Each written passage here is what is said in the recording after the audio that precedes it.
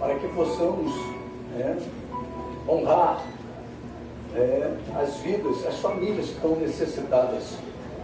E também lembrar você que culto de oração, nós vamos hoje falar um pouquinho sobre isso também, durante a palavra. O culto de oração, é importante a tua presença.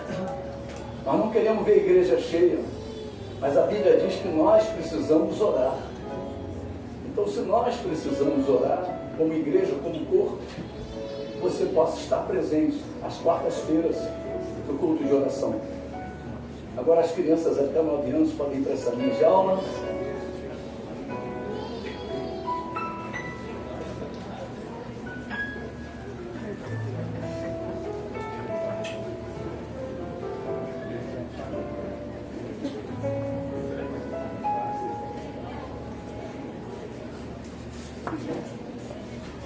Aleluia.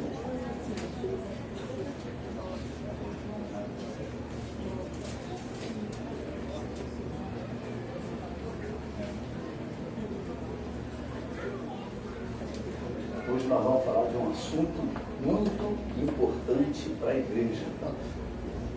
E que nós estamos muito próximo dele. Hoje nós vamos falar sobre arrebatamento. O arrebatamento da igreja. Nós vamos tentar entender um pouquinho sobre esse assunto. E é uma doutrina da igreja, né? Nós precisamos observar esse assunto, é um assunto muito, vamos dizer assim, que preocupa muitas pessoas. Nós temos sempre parentes, temos amigos, pessoas que amamos e que após o arrebatamento ficarão ali. Isso nos preocupa. E como é que eu vou fazer para parar com essa preocupação no meu coração? Entregar para elas. Só existe uma maneira de você livrá-las de permanecer aqui durante a grande tribulação. Elas se converterem. A cruz marcar a vida delas, antes e depois. Né? Então, os louvores que foram louvados hoje, foram louvores, parece que foram escolhidos a dedo, né? Para que a palavra de Deus possa ser pregada em um terreno já preparado pelo Senhor, em nome de Jesus. Abra sua Bíblia em 1ª Epístola de Paulo aos Coríntios, capítulo 15. Quem veio hoje pela manhã à escola bíblica ouviu muito a esse respeito, né? Mas a mensagem já estava pronta, eu já estava já com ela engatilhada, não podia voltar atrás, né? Era só complementar a aula de hoje, que foi uma aula especial dada pelo presbítero, e que você possa também fazer parte da escola bíblica. A escola bíblica é o crescimento da tua vida espiritual. A maturidade cristã é pelo conhecimento da palavra, né? Você começa a ficar maduro, né? Os ventos vão deixar de ser tão ameaçadores, porque você vai ter resistência, você vai ter raízes para suportar os ventos. Amém? Diz assim o versículo 50: isto afirmo, irmãos, que a carne e o sangue não podem herdar o reino de Deus, nem a corrupção herdar a incorrupção. Eis que vos digo um mistério: nem todos dormiremos, mas transformados seremos todos, no momento, no abrir e fechar de olhos, ao ressoar da última trombeta. A trombeta soará, os mortos ressuscitarão incorruptíveis, e nós seremos transformados. Versículo 53, porque é necessário que este corpo corruptível se revista da incorruptibilidade, e que o corpo mortal se revista da imortalidade. Esse versículo 53 é muito interessante, o início dele, porque é necessário, se faz necessário esse corpo que nós habitamos ser transformado. Amém, queridos? Amém. Então, o arrebatamento é uma doutrina da igreja do Senhor. Às vezes muito pouco ensinada, muito pouco pregada, Mas o arrebatamento é uma realidade para a igreja, mesmo que ainda não tenha acontecido. O arrebatamento é uma realidade, mas que ainda não aconteceu. Que coisa interessante, né? Mas é uma realidade. E eu quero viver essa realidade. E nós precisamos querer viver essa realidade, o arrebatamento. Desde que eu me converti, eu falo para minha esposa e para meus filhos que eu creio no meu coração que eu vou passar pela transformação. Eu não vou passar pela morte. Eu sempre tive isso no meu coração, eu sempre senti isso, que eu não ia morrer, que eu ia ser transformado. E é o versículo de número 51, parte B, ele fala: nem todos dormiremos, mas transformados seremos todos. Então, aquelas pessoas que já morreram, né? A igreja que dorme, né? Quando se fala em dormir, para o crente é que ele está morto, morreu, está dormindo. Para o mundo morreu mesmo, mas aqui não, aqui estão dormindo. Por quê? Jesus vai vir nos despertar. A trombeta soará e os mortos em Cristo vão ouvir. Interessante. Eu sempre falo que pela Bíblia tudo tem ouvido. O vento tem ouvido, o mar tem ouvido, o peixe tem ouvido, né? Lá no fundo do mar, Deus fala com o peixe para ele vomitar juntos. É? Então nós começamos a entender que o morto ele está esperando a trombeta soar. Ele adormeceu em Cristo. E nós que estamos fazendo a obra, precisamos o quê? Ficar ligados, atentos. O arrebatamento, fala comigo, o arrebatamento é uma realidade. Nem queridos, é uma realidade que ainda não aconteceu. Ainda não aconteceu. Você vê a mãe com aquele barrigão, o filho está ali dentro, mas ainda não nasceu, mas é uma realidade. É uma realidade. Aquela criança, você vai ver ela se mexer lá quando faz ultrassom. Você vai ver, bota a mão, ela te chuta. Né? Então, você começa a ver que ele ainda não saiu, mas está ali, está vivo. Nós ainda não fomos arrebatados, mas a promessa é verdadeira. Há uma promessa que está sendo gerada. Tá? O momento dela nascer, eu não sei que hora que vai ser, não sei o dia nem a hora. A Bíblia fala isso, nós não sabemos o dia nem a hora. Mas nós precisamos estar preparados para ela. O que faz a mamãe quando vai ter neném? Ela não sabe a hora nem o dia, mas ela vai, faz uma ultra, né? Toma as vitaminas, para o dente não cariar, não é verdade? Porque perde muito cálcio.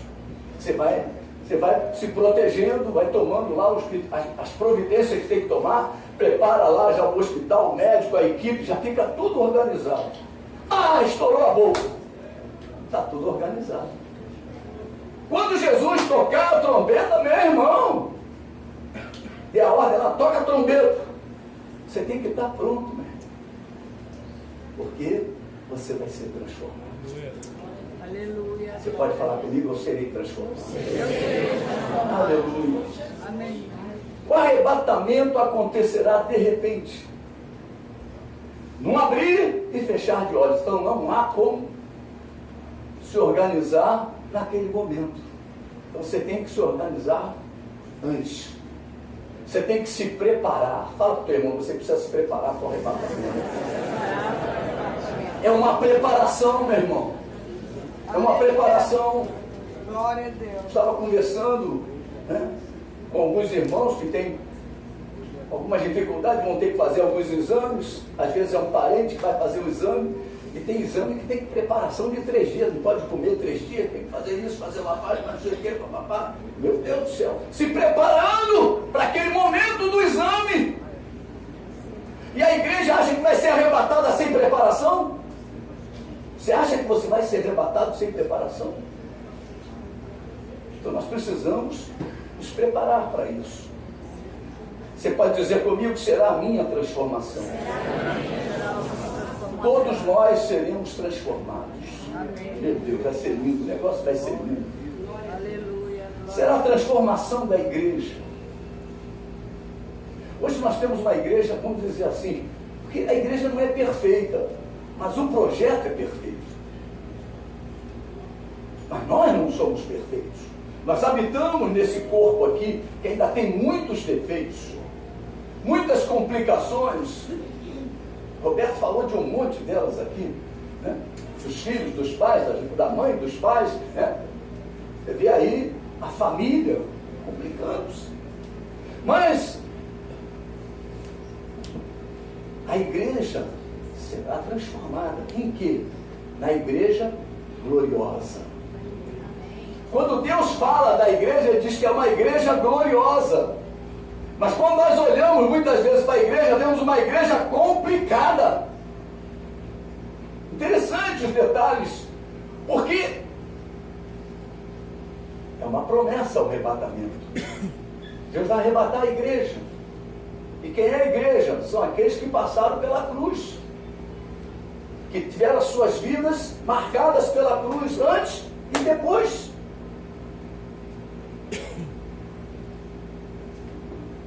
Hoje habitamos num corpo corruptível, mas seremos transformados em um corpo incorruptível, seremos semelhantes a Jesus glorificado.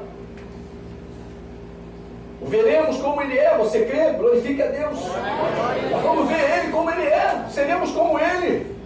O arrebatamento foi anunciado por Deus em toda a sua palavra. Desde Gênesis a Apocalipse fala do arrebatamento.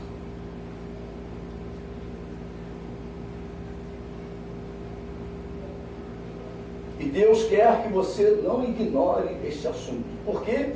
Porque é uma doutrina que deve fazer parte do nosso conhecimento. Eu preciso conhecer sobre este assunto. Eu preciso me aprofundar sobre este assunto. Você pode falar ao seu irmão, não seja ignorante a respeito do arrebatamento. Deus fala, não sejais ignorantes com relação aos dons. Não seja ignorante com relação aos que dormem. E com relação ao arrebatamento, eu falo para você, não seja ignorante. Não ignore este assunto. Porque, meu irmão, nós estamos aqui esperando esse momento. Eu estou aguardando, ansiosamente, a volta do Senhor. Aleluia. Glória a Deus. Nós precisamos conhecer com profundidade a respeito deste assunto. É uma promessa do Senhor para com as nossas vidas. Se é uma promessa que eu estou envolvido, eu quero conhecer.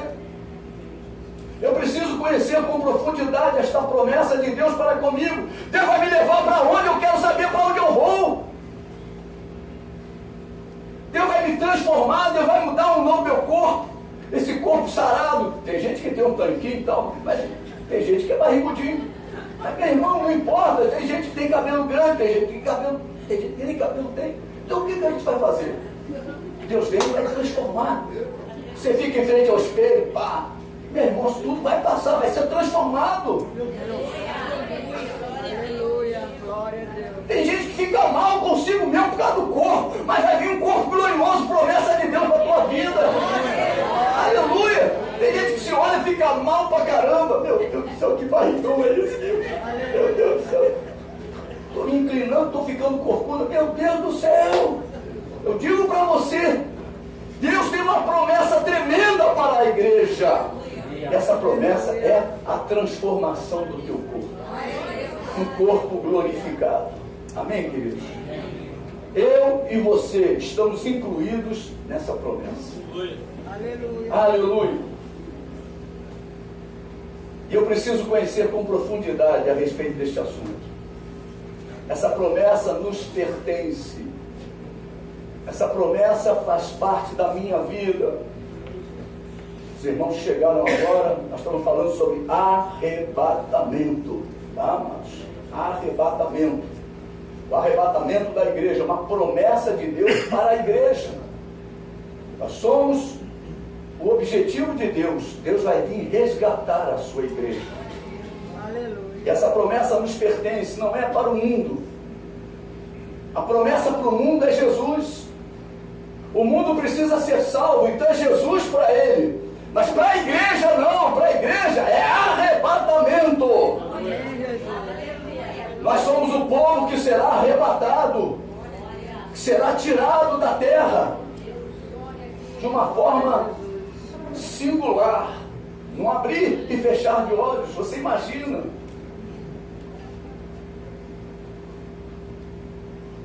Essa promessa é para a igreja gloriosa do Senhor Jesus. E quem é a igreja do Senhor? Levante a sua mão direita e glorifique o nome do Senhor. Não é opcional, igreja. Glória a Deus. Tem coisas que você vê na igreja. Tem gente que é batizado no Espírito Santo, o outro não é. Aquele que é batizado buscou o batismo, o outro não quer buscar, o outro não quer orar, o outro não quer fazer nada. A promessa está opcional, tá bom, ele está no rol dos salvos, mas ele não busca os dons, ou ele ainda não foi batizado. E quando nós falamos de promessas de Deus, nós vemos como se fossem prioridades nas promessas. E o arrebatamento, a prioridade dela é total. Ela está acima de todas as outras promessas de Deus. Por quê?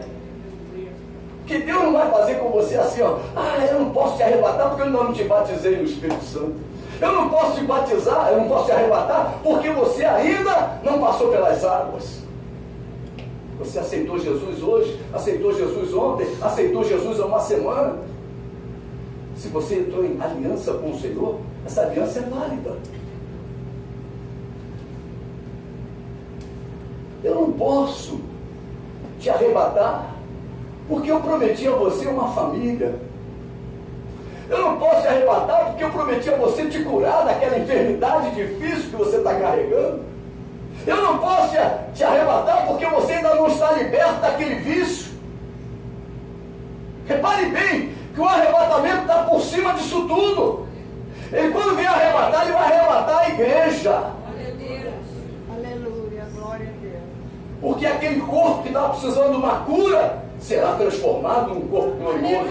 Aquele corpo que estava sendo afligido pelo diabo receberá um corpo glorioso. Aquela pessoa que estava com dificuldades de se posicionar, muito difícil. Você sabe que o início de uma caminhada é muito difícil. É o período em que nós temos que dizer não a tudo. Você nasceu de novo. Sabe o que é um novo nascimento? A tua vida passada foi para o buraco. A Bíblia diz assim, ó, esqueça todo o passado. Esqueça as coisas que para trás ficaram. Caminhe olhando firmemente para o autor e consumador da tua fé. Aleluia. Porque a Bíblia chama de novidade de vida. É uma nova vida, é uma nova história que Deus quer escrever na tua vida. Mas muitas vezes nós queremos viver como convertidos, mas vivendo o que nós já éramos. E não é por aí. A Bíblia diz que você é um novo ser, um novo homem, uma nova mulher. Amém, Jesus. As coisas antigas ficaram para trás, eis que tudo se fez novo.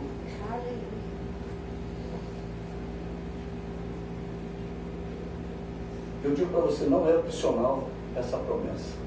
Eu preciso saber o que vai acontecer com a igreja. Meu irmão, hoje eu faço parte do corpo de Cristo. Você pode dizer, hoje eu faço parte do corpo de Cristo. Eu preciso saber tudo o que vai acontecer com este corpo. Eu preciso tomar conhecimento. Eu preciso ter lucidez a respeito da minha salvação. Eu não posso entregar a minha alma para ser conduzida como se fosse num bloco. As pessoas entram no bloco, não sabem nem para onde vai. A corda está aqui, vai todo mundo ali naquele bloco. Não é verdade? Vai tudo assim que é. Mas a igreja não. Nós sabemos. Nós temos a capacidade dada por Deus, pelo Espírito de Deus, de saber tudo a respeito da igreja. Aleluia. A palavra de Deus abre o entendimento. E Deus chama você ao conhecimento. Uma promessa de Deus para os seus amados. Morar para sempre com Ele. Hoje você mora num lugar perigoso. Para sair de casa você tem até que pedir permissão. É tiro para lá, tiro para cá. Mulher, traz o capacete, traz o colete, traz. Meu Deus do céu, uma loucura. Liga para o caveirão. Sai de casa só de caveirão, não é mole. Mas a Bíblia diz que Deus vai nos levar para onde Ele está. Aleluia. A uma nova morada para a igreja, para os filhos de Deus. Essa é promessa de Deus. Você precisa ficar cheio do Espírito Santo. O Espírito Santo desceu sobre a igreja primitiva, que se encontrava reunida no cenáculo em Jerusalém. Aqueles irmãos acreditaram na promessa que o Senhor lhes havia feito, lhes havia dito. Lá em João 14, vamos rapidinho, só dar uma passadinha rápida aí, João 14, depois em Atos 1.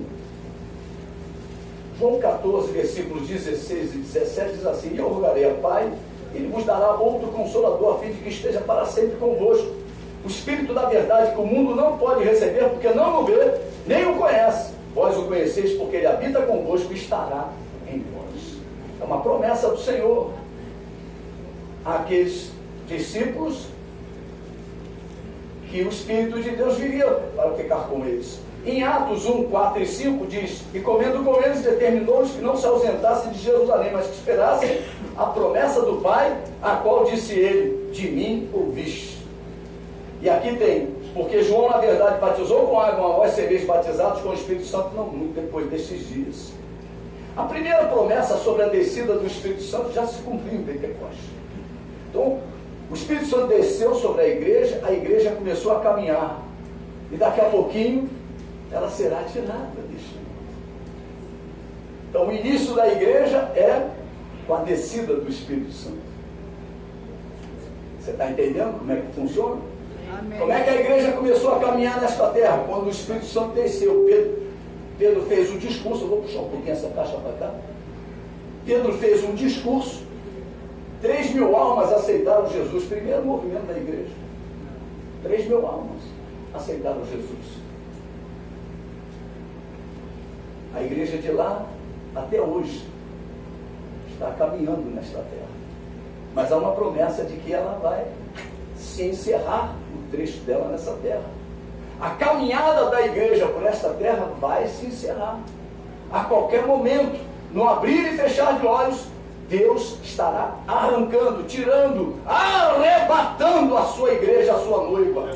Amém, queridos? A segunda promessa, como eu disse, é o arrebatamento, que ainda não se cumpriu, mas aquele que fez a promessa cumprirá. Ele é fiel.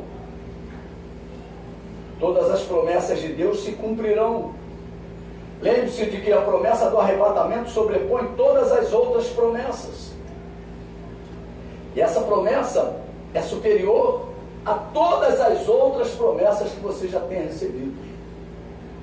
Muitas vezes Deus fala, né? Foi domingo passado que eu falei sobre a profecia, sobre a salvação do homem. A gente salva, até citei o exemplo da Fernanda, foi domingo passado. Então tem promessas, mas o arrebatamento está sobre todas essas. Deus já deu visão ao Anderson sobre o filho dele, né? Como é que é o nome dele? Micael, né? Micael. Glória a Deus. Deus já deu. Mas se arrebatar a igreja, o que nós estamos querendo é morar no céu. Eu quero morar no céu. Com neto, sem neto, com filho, sem filho. O objetivo é esse. O caminhar nesta terra, Deus vem honrando a nossa fé. Mas existe uma promessa de tirar a igreja. Essa promessa vai tirar a igreja porque Deus não deixa os seus serem governados pelo mal. Vai vir um governo do anticristo. Vai vir um governo maligno. Durante 7 anos o mundo vai ser governado pelo diabo, encarnado no anticristo. E a igreja vai passar pelo governo de Satanás. Quem governa a igreja chama-se o Senhor Jesus. Quem governa a tua e a minha vida é o Senhor Jesus. Por isso Ele não permitirá que a igreja passe pela grande tribulação. Simplesmente isso. Por isso nós precisamos estar preparados para recebê-la a qualquer momento. Tiago 5,8 diz: sede vós também pacientes e fortalecei o vosso coração, pois a vinda do Senhor está próxima. Meu Deus, fala para o teu irmão, a vinda do Senhor está próxima. Aleluia. Fala ao seu irmão, prepara-te para o arrebatamento. Aleluia. Você tem que se preparar, meu irmão. Não precisa fazer mala, não. Uma viagem, normalmente você arruma a tua mala. Pega lá o papelzinho do voo. Mas, meu irmão, as coisas com Deus são diferentes. A Bíblia diz: nada daqui vai levar. Nós não levaremos nada daqui dessa terra. Nem as dívidas, graças a Deus. Nem as dívidas não vão levar. Já pensou? Chegar lá em cima, eu tenho que pagar a Casa Bahia, eu tenho que pagar Ponto Frio, meu Deus do céu, que loucura, eu tenho que pagar a Caixa Econômica, eu tenho que pagar o Banco Bradesco, meu Deus do céu. Até as dívidas vão ficar. Vai ficar as propriedades que adquirimos, também vão ficar as dívidas.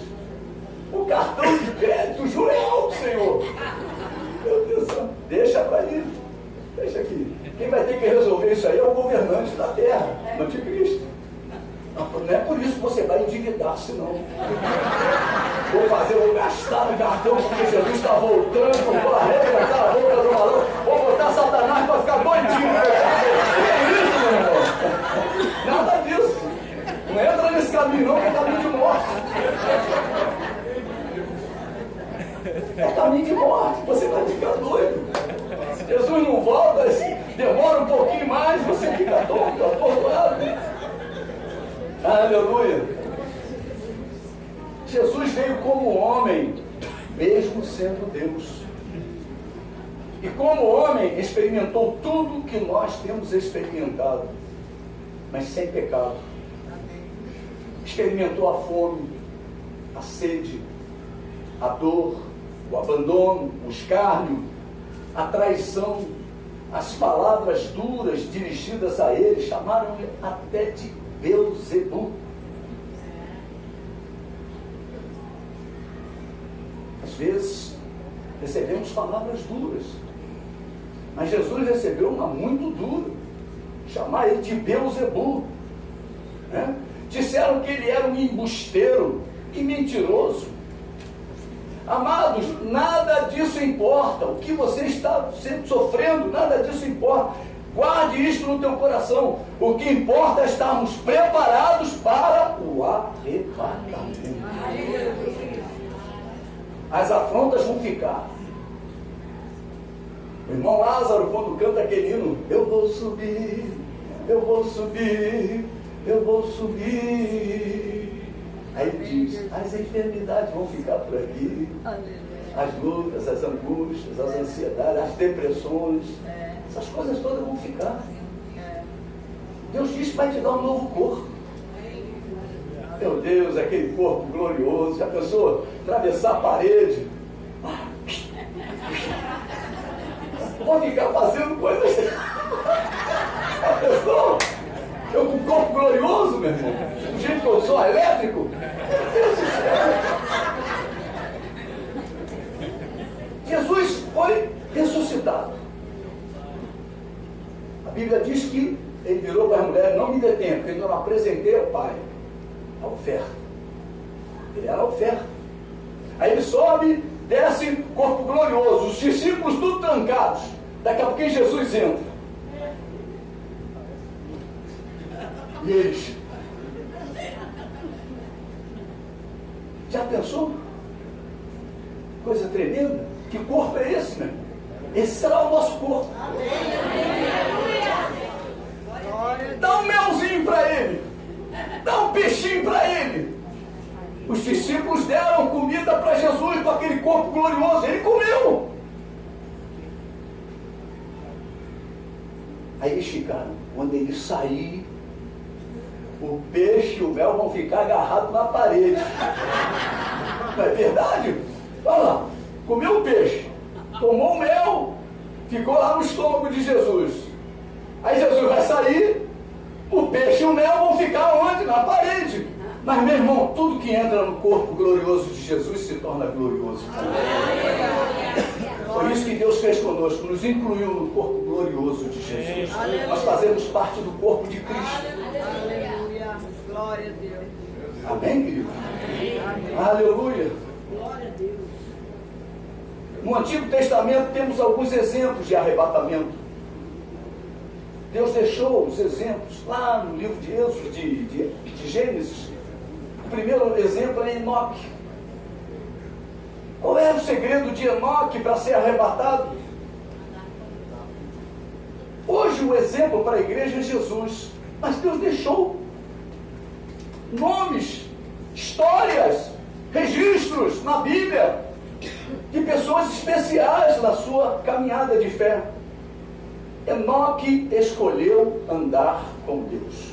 Gênesis capítulo 5. Gênesis capítulo 5, versículo de número 24.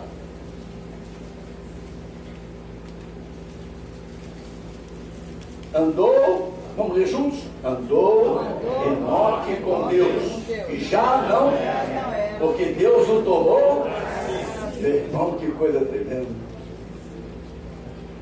Quando é que nós andamos com Deus hoje?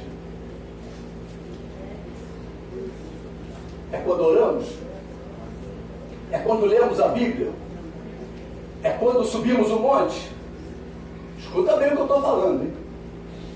É quando você jejua? Não. A Bíblia diz: é melhor obedecer do que sacrificar. Você anda com Deus quando você obedece a palavra de Deus. Aleluia. Glória a Deus. Porque o sacrifício não ultrapassa a obediência. O sacrifício de obediência, a Bíblia chama de sacrifício de tolo. Sacrifício de tolo.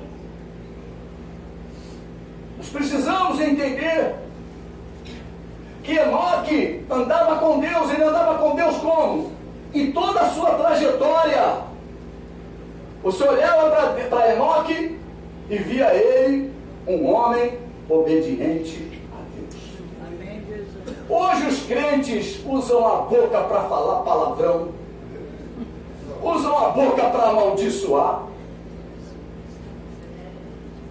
E você olha e fala: mas esse é crente? Olha só. Hoje você vê, vou falar coisas pesadas, pelo amor de Deus, mas vou ter que falar.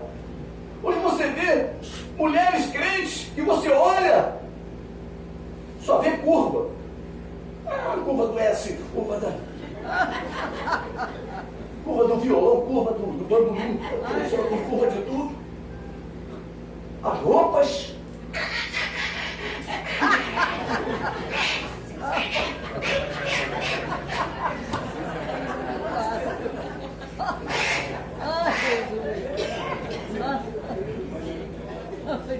Ah, eu queria banheiro. Não, não vou não. A mão de obra que dá para tirar é um desespero. Até que eu banheiro uma vez por dia. A loucura. Nem o Espírito Santo entra ali, meu irmão. É tão apertado que o Espírito Santo não entra. É misericórdia.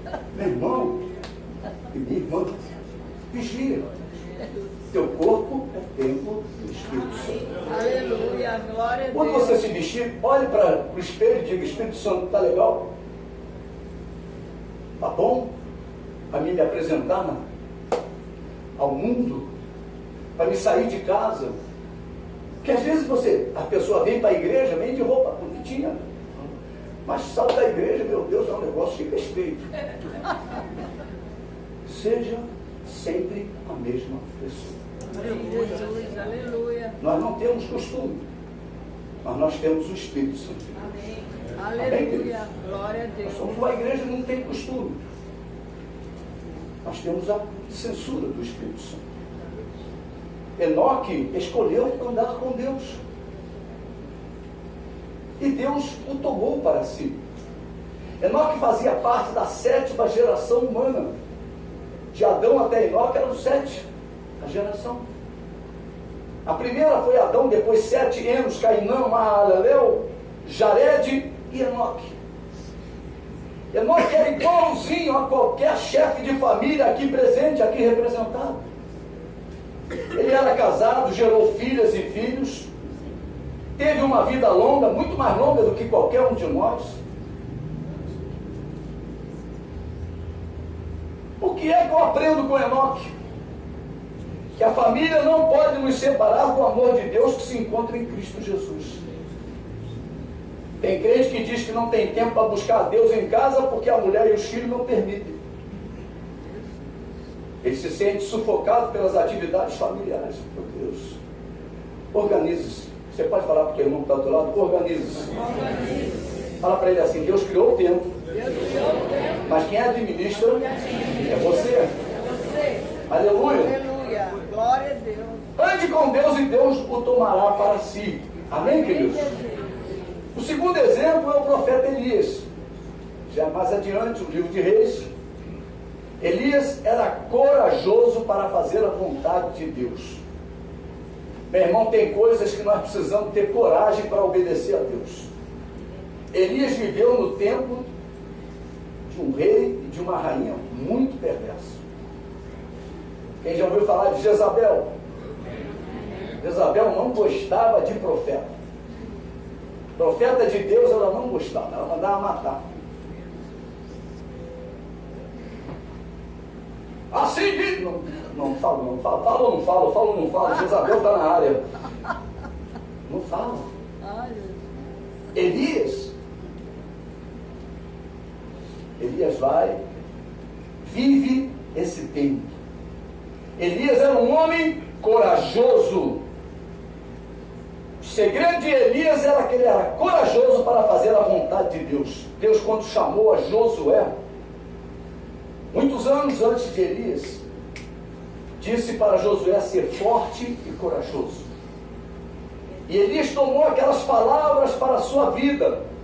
Em Filipenses capítulo 1, versículo 28, está registrado que e que em nada estáis intimidados pelos adversários.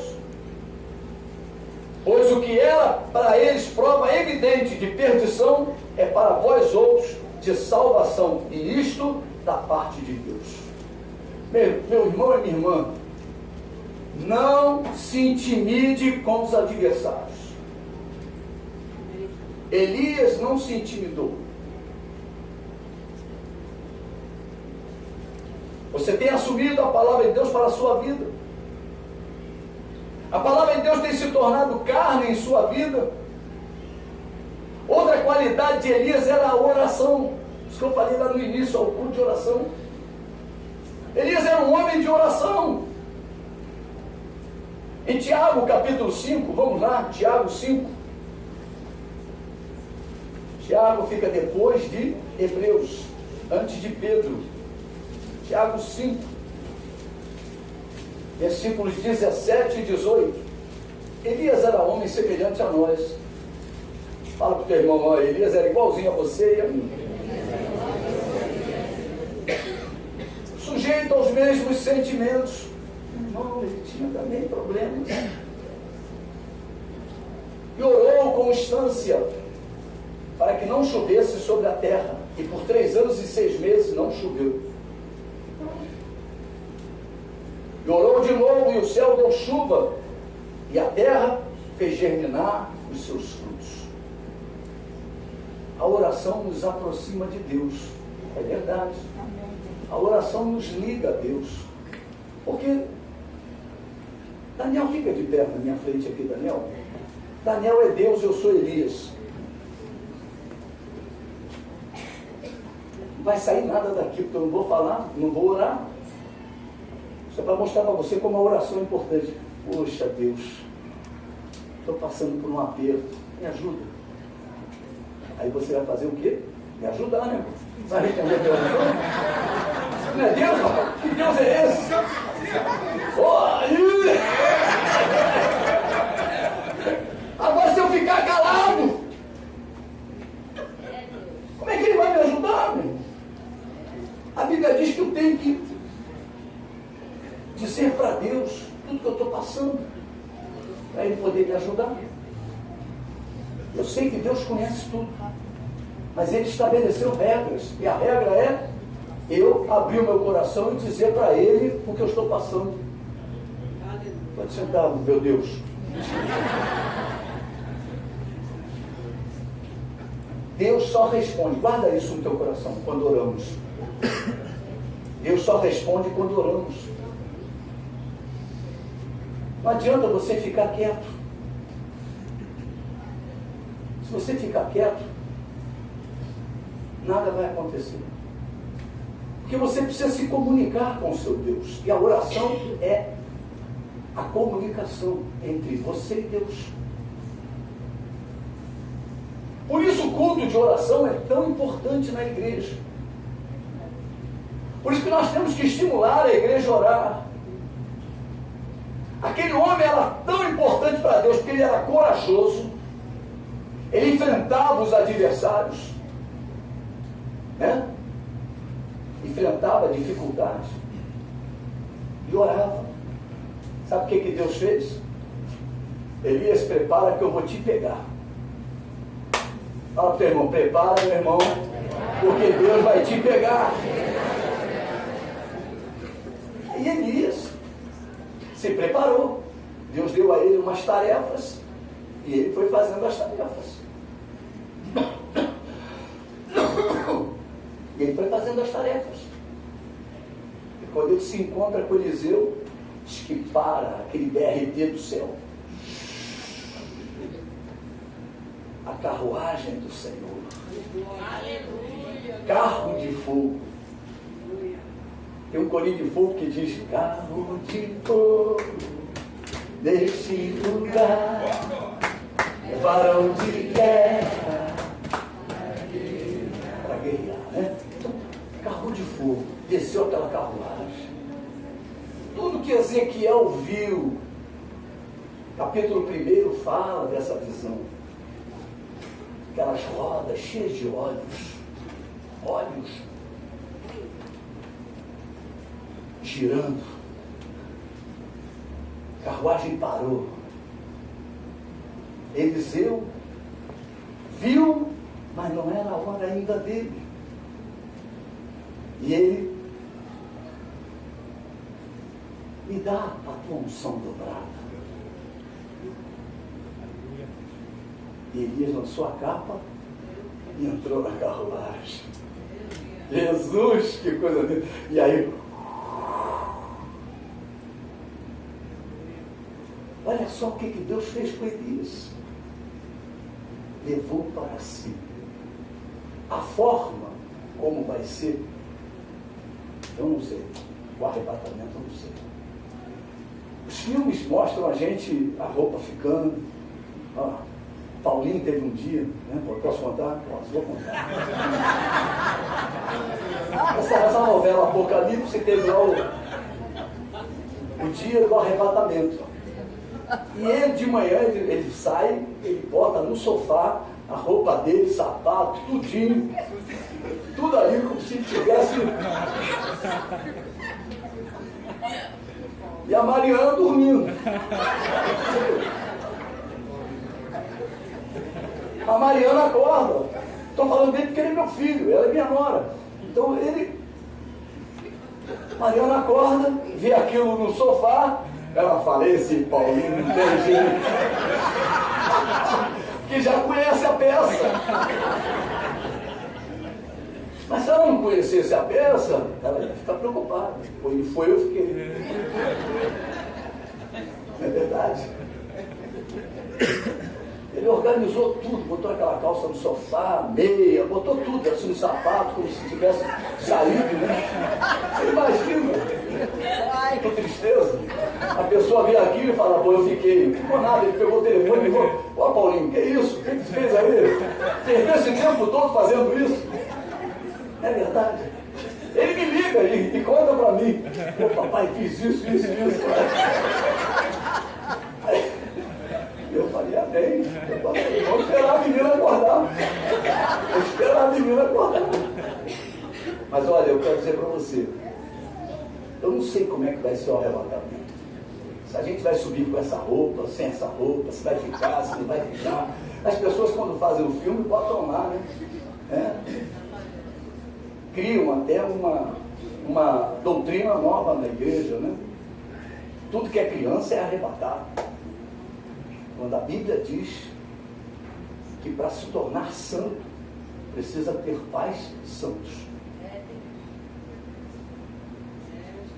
Ensina a criança o caminho que deve.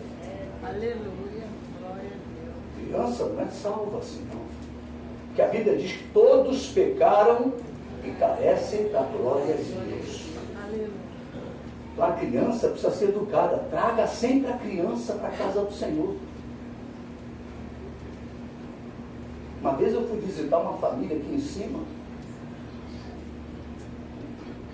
Família pobre. Aqui na comunidade do Ouro Negro. E de repente, estava entrando, ficamos na sala, daqui a pouquinho sai um guri desse tamanhinho, pequenininho, marchando lá no quarto. Pá, pá, pá, pá, pá. Assim diz o Senhor, pá, aí profetizou. Criança pequena. Aqui tinham duas crianças que interpretavam línguas estranhas. Que por causa da violência não estão podendo mais se congregar aqui, estão se congregando perto de casa. O Flávio, sua esposa e seus filhos não estão podendo mais se congregar aqui. A violência está fazendo isso. As pessoas têm que se congregar onde é possível. Então nós precisamos nos lembrar sempre disso. Em 1 Coríntios capítulo 7,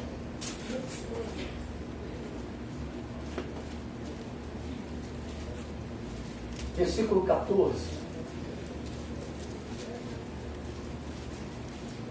final dele, parte B, lá no final. De outra sorte, os vossos filhos seriam, porém agora são. A Bíblia diz que impuro não é do reino. Não é verdade? Então, quem define para onde a criança vai são seus pais. A responsável é o pai e a mãe.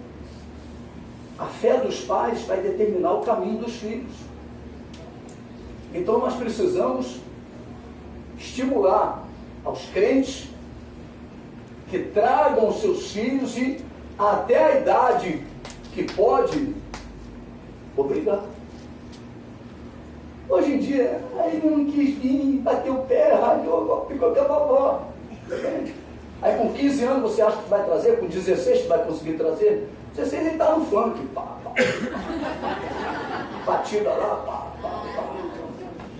Já deve estar cheio de vício, vai ficar muito mais difícil. Ensina a criança o caminho que deve andar, para que quando ele for velho, não se desvie. É a promessa de Deus.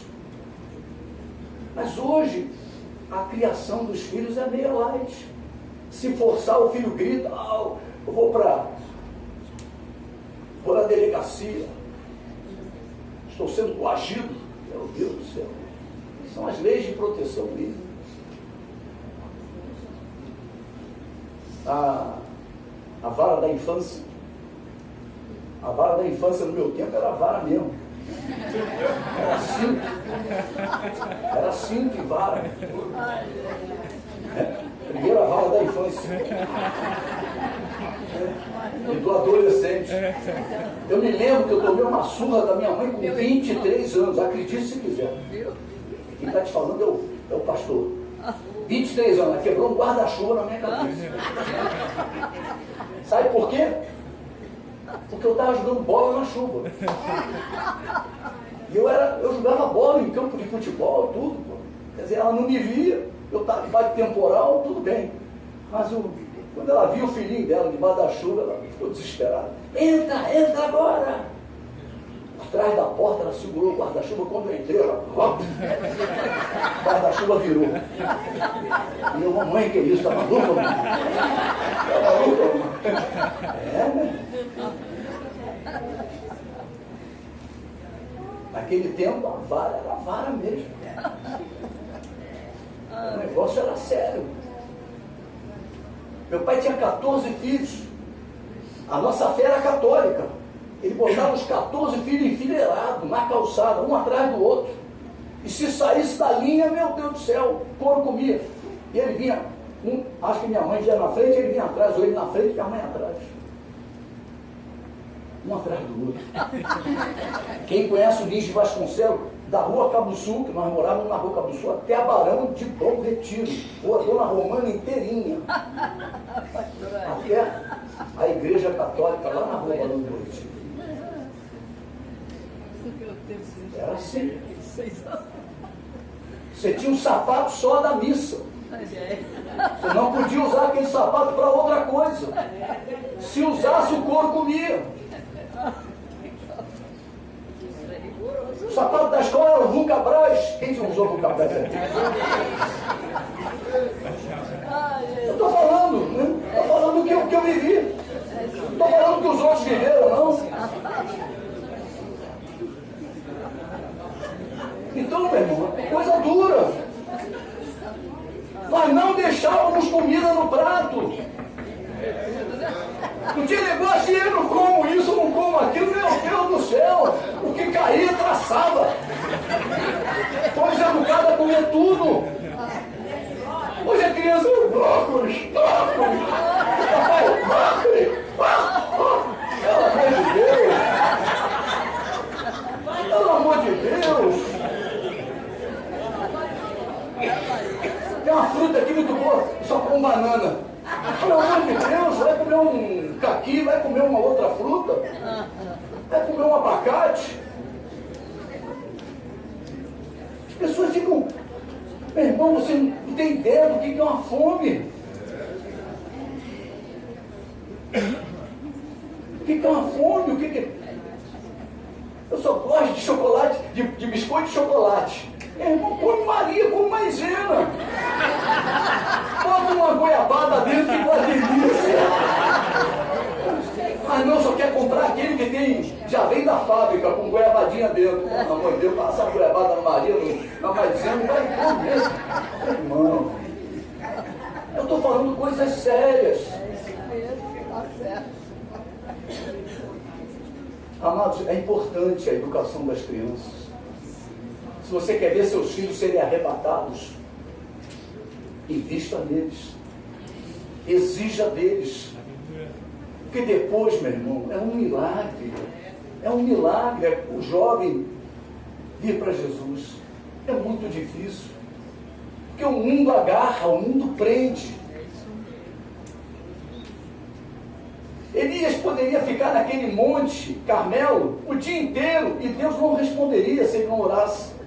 Mas após a oração de Elias, após Elias falar com Deus, veio a resposta. E Deus responde à oração do seu povo, ou às orações do seu povo. O fogo desceu e o nome de Jesus, o nome do Senhor foi glorificado. Não despreze o culto de oração. A oração tem grande valor diante do nosso Deus. Como tem valor a oração. Elias foi levado pelo Senhor de uma maneira muito especial. Ele experimentou a carruagem de Deus.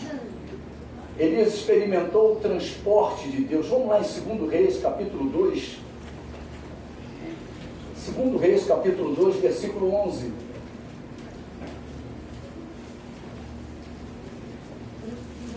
Aleluia.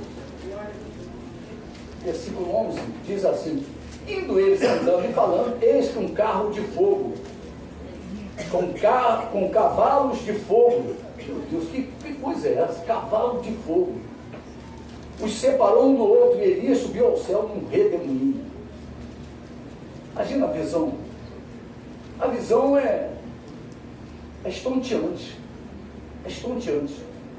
Tanto Enoque como Elias não passaram pela morte. Eu quero deixar bem claro isto: o juízo vem após a morte.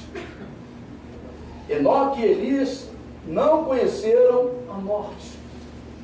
A Bíblia fala de duas ressurreições. A Bíblia chama a conversão de primeira ressurreição. O batismo simboliza o que aconteceu conosco quando aceitamos a Jesus como nosso único Senhor e Salvador. Nós estávamos mortos para Deus. Mas após aceitar a Jesus Cristo, recebemos vida, ressuscitamos e passamos a caminhar em novidade de vida. Nós estávamos mortos em nossos delitos e pecados. Recebemos vida através de Jesus Cristo quando cremos que Ele é o Cristo, o Filho do Deus vivo, o enviado, o Messias prometido, o nosso Salvador, e o confessamos diante dos homens como nosso Senhor e o nosso Salvador, em nome de Jesus. Os crentes do Antigo Testamento foram visitados pelo Senhor após a sua morte. Ressuscitaram, foram levados do seio de Abraão para o paraíso de Deus. Efésios capítulo 4, estamos chegando ao fim, mas é importante esses detalhes, porque muitas pessoas dizem assim: Deus não é justo, só salva a gente de Cristo para cá e a turma que morreu antes de Cristo. A Bíblia diz que Jesus foi lá e resgatou essas vidas todas. Foram vidas que morreram na esperança do Messias. Capítulo 4, versículo 8, diz: por isso diz, quando ele subiu às alturas, levou cativo o cativeiro e concedeu dons aos homens. Então ele pegou o cativeiro, porque o Salvador ainda não tinha nascido, ainda não tinha existido, né? Jesus ainda não tinha aparecido. Eles acreditavam só na promessa. Alguém aqui viu o arrebatamento? Não, só na televisão. Mas ele é real, porque é uma promessa. Lá no Velho Testamento a promessa era do Messias. Virá um Messias, virá um Messias, virá um Cristo, virá um ungido. E eles acreditaram na promessa. Quando eles morreram, a Bíblia diz que Deus fez lá embaixo uma separação. No Hades, a Bíblia diz que havia um lugar de descanso. Ele pegou esse lugar de descanso e levou para o paraíso. Aquele paraíso que havia sido inaugurado com o ladrão da cruz. Hoje estarás comigo no paraíso. Amém, queridos? Para você poder entender o andamento das coisas. Então, a inauguração do paraíso se deu com o ladrão da cruz. A primeira ressurreição do homem natural se dá quando ele se entrega a Jesus Cristo. Se você ainda não entregou a tua vida para Jesus Cristo, você ainda não ressuscitou. Isso quer dizer o quê? Você ainda continua morto em seus delitos e pecados. Você não consegue ter relação com Deus. Deus precisa te dar a vida. Deus precisa ressuscitar você. E espiritualmente você receber vida. Você ter vida espiritual, vida para tratar com Deus. Fomos transportados. Olha, Deus em sua palavra diz: no momento da conversão um grande milagre acontece. Fomos transportados do império das trevas para o reino do Filho do seu amor. Uma carruagem nos pega. Um transporte de Deus acontece. Fomos transportados das trevas para a sua maravilhosa luz. Fomos assentados nos lugares celestiais. Mas fisicamente continuamos nesta terra. Mas espiritualmente ganhamos uma posição de destaque. Você agora recebeu autoridade de Deus. Você recebeu agora posicionamento de Deus acima de todo principado, acima de toda potestade, acima de todo espírito dominador, acima de toda maldade. Você está assentado com Cristo. Mas Deus nos deixou aqui com uma proposta de testemunharmos do seu amor. Meu irmão, você está aqui nesta terra, crente querido. Você está nesta terra para testemunhar do amor de Deus em obediência à sua palavra. É para isso que nós estamos aqui. Você pode falar para o teu irmão? Fala para ele assim: você quer ter esta experiência? Você quer ter essa experiência? a experiência de usar o transporte de Deus, fala para ele. Aleluia.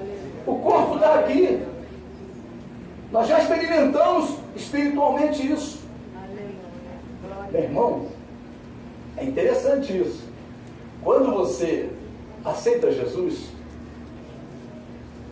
no mundo espiritual, essa caixa aqui, né? Essa caixa é um adversário, está aqui. No mundo espiritual, nós passamos a fazer diferença. Quando eu me converti, olha, se passar um pouquinho, a culpa foi do Roberto. Amém, querido? Se passar um pouquinho da hora, a culpa foi do pastor Roberto. Aleluia. Aleluia. Quando eu me converti no dia 1º de junho de 1988. No dia 5 passei pelas águas. E o que aconteceu comigo? A partir do dia 1º, eu passei a ter vida com Deus. E quem tem vida com Deus, Deus é a favor dele, Deus cuida dele. Amém. E eu tinha em casa, eu era um homem muito bem sucedido. Eu tinha em casa gato de luz. Hoje as coisas sofisticadas, é gatonete. Hoje tem outros tipos de gato, né? Mas eu tinha um gato de luz. Tinha mandado colocar no gato a piscina, a sauna, todos os meus ar-condicionados. Então lá em casa bombava. Sauna ligada o dia inteiro. A piscina filtrava dia e noite. Os ar-condicionados gelando geral. E o relógio parado.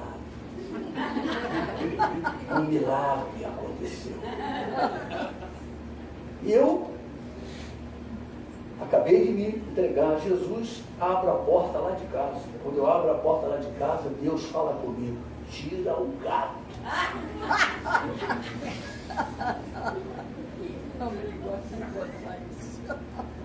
Eu ouvi vozes. Ele tira o gato. Eu levei uma semana ainda para me mexer. Voltava da igreja, abria a porta e ele tira o gato. Deus não aprova coisa errada na vida do cristão. Aleluia. Deus estava tratando a minha vida, purificando a minha vida, a minha história. Como Deus vai tratar a minha vida tendo algo do diabo nela? É isso mesmo. Aí eu fui procurar o camarada que fez o trabalho. E era a época junina, me converti em junho. E lá onde eu moro sempre tem uma festa junina e ele organizava aquilo, iluminava aquilo tudo, ele trabalhava na área de eletricidade. Ele estava lá em cima do poste, aqueles postes altos, que iluminam 4 lâmpadas, que iluminava a praça toda. Ele lá em cima fazendo a instalação. Caiu lá de cima, o diabo jogou ele lá de cima para ele não mexer no meu gato. Jesus, que horror. Só para você ver o que é o mundo espiritual. Aí o que houve? O Paulo caiu lá de cima da escada. Falei, culpado fui eu. Culpado fui eu. Sabe quem teve que mexer lá? Eu que tirei o gato. Abri aquilo e falei, Jesus de Nazaré. Tirei o gato. Nunca mais usei a sauna.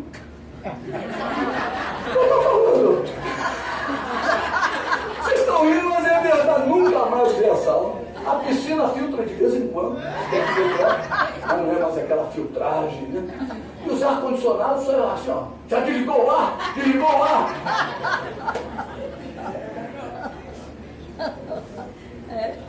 Eu estou falando com os irmãos. A história muda. Espiritualmente você mudou de lado.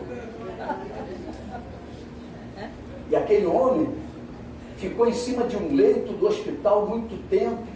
Foi para casa. Até hoje, ele está vivo ainda. Até hoje, ele tem dificuldade. Acho que ele nem anda mais. Ele não anda mais. Caiu lá de cima, quebrou perna em várias partes. diabo jogou ele mesmo para baixo, para ele não mexer mais no gato. Mas eu fui lá e mexi. E Deus me deu vitória. 6 meses depois, blitz da Light no meu condomínio. Os porteiros. Na 44 nem precisa ir. Porque ali, ó, é crente de verdade. Testemunho de vida, meu. Pegaram um monte de bacana lá no meu condomínio. Isso aí. Se eu não tiro o gato, que vergonha para o evangelho, hein? Aquele irmão ali da 44, ó, gato dentro de casa. Já pensou? Oh Deus, vamos continuar aqui rapidinho. Esta promessa, a promessa do arrebatamento, é para toda a igreja e acontecerá no mesmo instante. Então por isso que toda a igreja precisa estar na mesma dimensão de fé. Amém. Precisamos estar no mesmo patamar de fé, igreja. Em toda a terra, os mortos em Cristo ressuscitarão e a igreja que está operando, testemunhando do amor de Deus em obediência, será transformada num abrir e fechar de olhos. Amém. Aleluia. Aleluia. Você está pronto para este momento? Amém.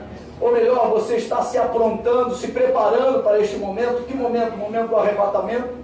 Faça como Enoque, faça como Elias, que escolheram andar com Deus e tiveram a coragem de obedecer a sua palavra e experimentaram o arrebatamento. Precisamos fazer com que a obra de Deus se realize em nossas vidas para podermos participar do arrebatamento com coração e certeza de fé. Quantos que aqui se encontram têm certeza de que participarão do arrebatamento? Amém. Aleluia. Se tem dúvida, meu irmão, hoje é dia de renovar a tua fé. Amém. Se o nosso coração não nos acusa, temos paz com Deus. Quando se fala de coração, é onde colocamos o Senhor no dia da nossa conversão. Um dia abrimos o nosso coração para recebermos a Jesus como Senhor e Salvador da nossa vida. E Ele continua dentro de nós. Você tem essa certeza? Você tem certeza que Jesus está dentro de você? Aleluia! Ele nos conduz à santidade, à obediência, ao quebrantamento, ao arrependimento, à submissão à sua palavra. Na oração sacerdotal de Jesus descrita em João 17, 24, o próprio Jesus deseja isto para cada um de nós. Ele disse: Pai, a minha vontade é que onde eu estou, estejam também comigo os que me deste, para que vejam a minha glória que me conferiste. Meu Deus do céu. A oração de Jesus é que você esteja presente naquele grande dia.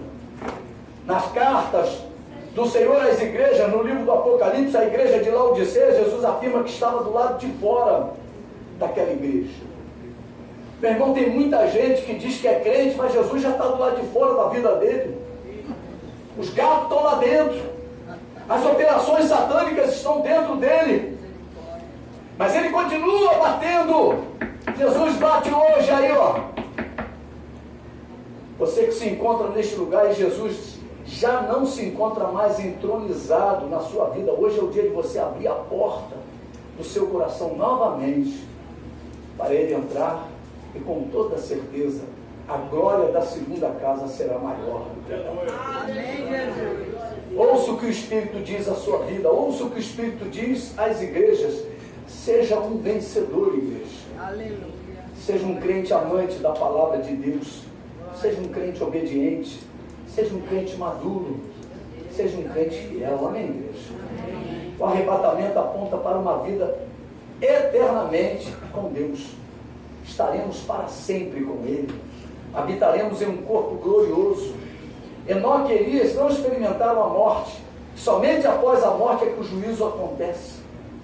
Mas após o arrebatamento da igreja, estes dois descerão. Deus trará os dois de volta. E em Jerusalém testemunharão diante do povo judeu e de todo o mundo a respeito do Evangelho.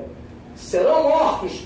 Depois de 3 dias e meio ressuscitarão e serão conduzidos ao céu, igualzinho a igreja foi. Aleluia. Está muito próximo de Deus dizer: Aleluia. subir para aqui.